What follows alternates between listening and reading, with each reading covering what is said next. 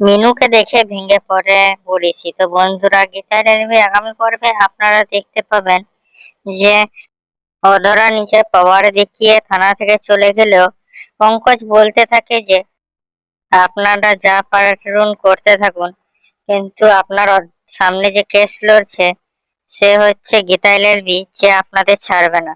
তারপর আমরা দেখতে পাই প্রলয় গীতাকে জিজ্ঞেস করে যে তুমি জানো যে পরিশি স্বস্তিককে ভালোবাসে, তাও তুমি কেন ওকে নিজের কাছে রেখেছো? কেন তোমার সংসার আগুন লাগাচ্ছ? তখন গীতা বলে যে ওই মেয়েটি আমার উপর ভরসা রেখেছে। আমি জানি যে একেবারে সব শেষ হয়ে যেতে পারে বা কিছু নাও হতে পারে, তাই আমি ওকে মাঝপথে ছেড়ে দিতে পারবো না। তারপর আমরা দেখতে পাই গীতা রান্নাঘরে আছে জেনে পরিশিও রান্নাঘরে চলে আসে এবং গীতাকে বলে যে আমি রান্না করতে জানতাম না, আমি রান্না করেছিলাম প্রথম স্বস্তিকের জন্যে। স্বস্তিকের জন্যই আমি প্রথম খাবার রান্না করেছিলাম। যেখানে পরিশি বলে যে আমি স্পেশাল মাংস কষার রেসিপিটা আপনাকে বলে দিচ্ছি, আপনি বানিয়ে নিজের স্বামীকে খাওয়াবেন, ওনার খুব ভালো লাগবে। তারপর পড়েছি বলে যে তাদের বাড়িতেও একজন মেহেক বলেছিল, আর একজনকে আমি ছোট্টা বলে ডাকতাম, কিন্তু আমার মনে আছে তাদের বাড়িতে গীতা বলে কেউ ছিল না। তারপর পড়েশির মন চঞ্চল হয়ে ওঠে এবং গীতাকে জিজ্ঞাসা করে যে আপনার স্বামীর নাম কি স্বস্তিক? আমাকে বলুন। তখন গীতা কি বলবো খুঁজে পায় না।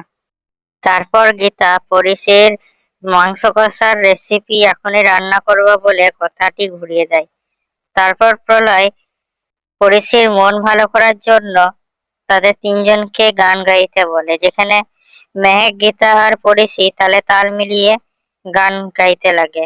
তারপরে আমরা দেখতে পাই গীতা মাংস কষাটা নিয়ে স্বস্তিকের কাছে চলে যায়নি, স্বস্তিককে বলে এটা খেয়ে দেখো কেমন লাগছে বলো।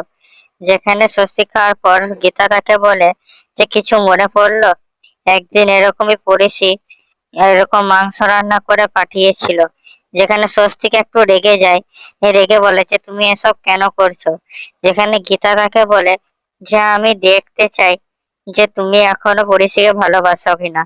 তারপরে আমরা দেখতে পাই যে পঙ্কজ যেখানে গীতাকে ফোন করে বলে যে মিনুর বডিটা রিলিজ করে দেওয়া হয়েছে, পরিশি কি তাকে দেখতে আসবে? তখন গীতা বলে যে যার জন্য এত বড় লড়াই লড়া হচ্ছে তাকে দেখতে পরিশি অবশ্যই আসবে। তারপর পরিশিকে নিয়ে গীতা পৌঁছে যায় মিনুর বডির কাছে, যেখানে মিনুকে পেয়ে পরিশি একদম কান্নায় ভেঙে পড়ে। যেখানে গীতা আর মেহেক মিলে তাকে সামলায়। তো কি লাগছে বন্ধুরা, পরিশির হয়ে কি এখানে গীতা কেস জিততে পারবে? বলুন আমাদের কমেন্টে। আমাদের ভিডিওটা লাইক করুন, আমাদের চ্যানেলটা সাবস্ক্রাইব করুন এরকম আরো আপডেটস এর জন্য।